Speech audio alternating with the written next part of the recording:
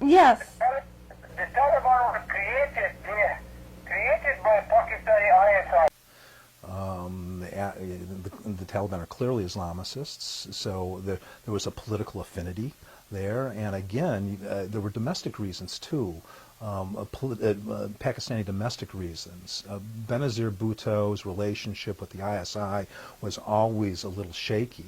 And there were, while it's been suggested that initially Benazir, as much as anybody, helped to create the Taliban, but the ISI later really grabbed onto them, and a lot of that had to do with domestic politics, and also, that's all I have to say about that. What did he just stop himself from saying? Well, let's look at what he did say. He said Pakistani intelligence, the ISI, set up the Taliban for domestic purposes. So for what purpose would Pakistani intelligence want an anti-statist pan-Islamist force within Pakistan? A number of Afghan Pashtuns with whom I've spoken have told me that there are two long-standing separatist rebellions in Pakistan. The Pashtuns in northwest Pakistan, represented on this map in dark orange in the upper left, and the Balochis in southwest Pakistan, in tan on this map in the lower left, have never wanted to be part of that country, and they have been fighting for their independence since Pakistan was established in 1947. The Punjabis, who dominate the military, Punjab is represented in green, are not willing to allow this. However, many Afghans believe that peace in Afghanistan will only be achievable when Pashtunistan and Balochistan are granted their independence. The reason for this dates back to 1893, when Sir Mortimer Durand drew a line on a map. In the 1890s, after many years of conflict, it was finally decided that they would formalize an actual border area between, Afghanistan and British India. And Sir Mortimer Durand led a British delegation that negotiated with the Emir of Afghanistan at the time, and the British and the Afghans negotiated over a couple of days, and the Durand line became the, quote, official border between the two countries. It happens to cut right through the traditional Pashtun homeland. The British took all of the high areas, left the valleys on the other side to the Afghans. It's been a debated border area for many years.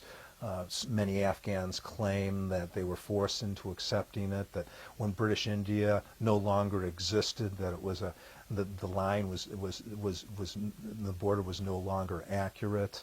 Some people suggest that the line, it was initially decided that it was only going to be good for 100 years. I've never been able to see this in any of the diplomatic literature, though.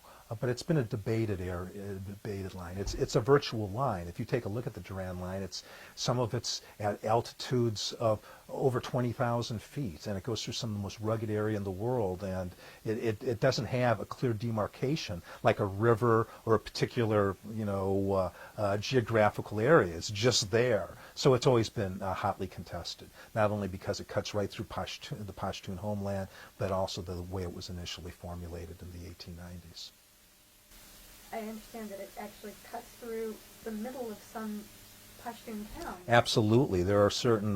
There are certain border towns where you might have lunch in Pakistan and go use the loo in Afghanistan. It literally cuts right through some properties. There's a number of different villages that straddle the border, and of course that makes it very difficult to control. But that's a whole different subject. This next part is about 5 men who were killed just for doing their job. 4 accountants from Union Texas Petroleum and their driver were assassinated in Karachi, Pakistan in November of 1997. Yeah, I did know all 4 of the people that were killed. 2 of them, Joel and Tracy, were very close friends of mine. We had done a lot of stuff together. Tracy and his wife Jackie included my partner and I in a lot of things that they did, as did Joel and his wife Lisa. We were at their weddings. Tracy and Jackie were already married at that point. Tracy was actually the executor of my estate, and a close friend. And it's hard for me to talk about him. I'm sorry.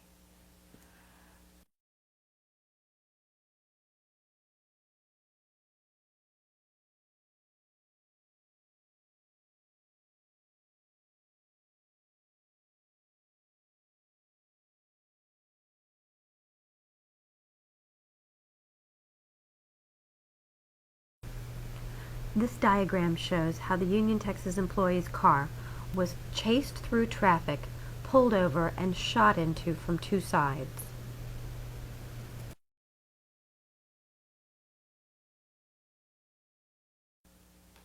Why would anyone want to kill a bunch of accountants? Well, you know, I guess it depends. You know, the only reason I can think of that you would want to do that is, as an audit manager, is if I came across a major irregularity that somebody was trying to hide. You know, when I went back to the funeral services in Houston, I just knew that all four of them were there. I didn't know until probably I spoke with you that Joel and Ephraim were there first, and that Larry and Tracy were called in. That would have raised red flags to me the minute I heard that, because that's just not the way the business works.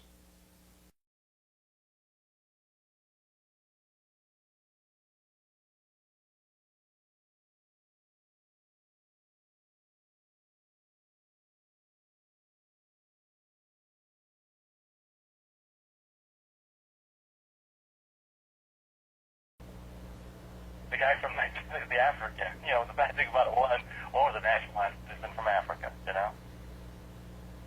And he's one of the young kids, yeah. How long had he been with the company? 4 years, 3 years. 3, 4 years. Yeah.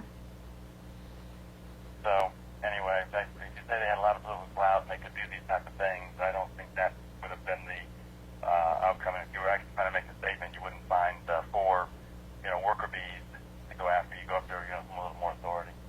Yeah, that's right. Terrorists don't target accountants. People with something to hide target accountants.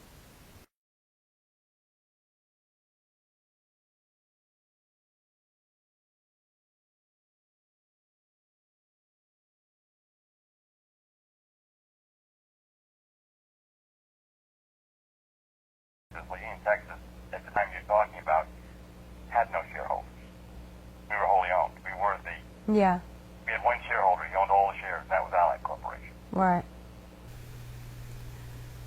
Now, why would he tell me they didn't have any shareholders? In 1995, British Petroleum buys Arco Oil and Gas, and in 1997, Arco buys Union Texas, which results in British Petroleum holding a stake in the Badin oil fields. The financial irregularity of something going on in Pakistan that would have impacted the sale, it would have impacted major stockholder value at that point, and could have, depending on the extent of the issue that they might have found, could have even potentially stopped the entire purchase of Union Texas by Arco Oil and Gas.